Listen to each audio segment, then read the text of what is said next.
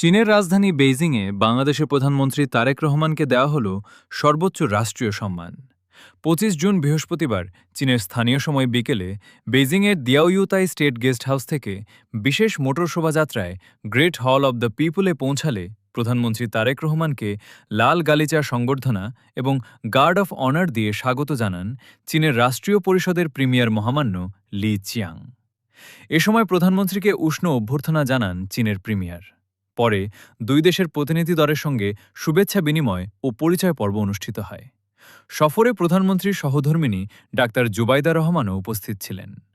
আনুষ্ঠানিক সংবর্ধনা অনুষ্ঠানে বাংলাদেশ ও চীনের জাতীয় সঙ্গীত পরিবেশিত হয়। চীনের সশস্ত্র বাহিনীর সুসজ্জিত চৌকস দল প্রধানমন্ত্রী তারেক রহমানকে গার্ড অফ অনার প্রদান করে। তার সম্মানে তোপ উদ্ধনীয় দেয়া হয়। এরপর প্রধানমন্ত্রী ও প্রিমিয়ার লি চিয়াং যৌথভাবে সশস্ত্র বাহিনীর কুচকাওয়াজ পরিদর্শন করেন। সংবর্ধনা শেষে অনুষ্ঠিত হয় বাংলাদেশ চীন দ্বিপাক্ষিক বৈঠক। বৈঠকে দুই দেশের বাণিজ্য, বিনিয়োগ, অবকাঠামো উন্নয়ন এবং পারস্পরিক সহযোগিতা আরও জোরদারের বিভিন্ন বিষয় নিয়ে আলোচনা হয়। সবশেষে বাংলাদেশ ও চীনের মধ্যে ১৩টি সমঝোতা স্মারক স্বাক্ষরিত হয়।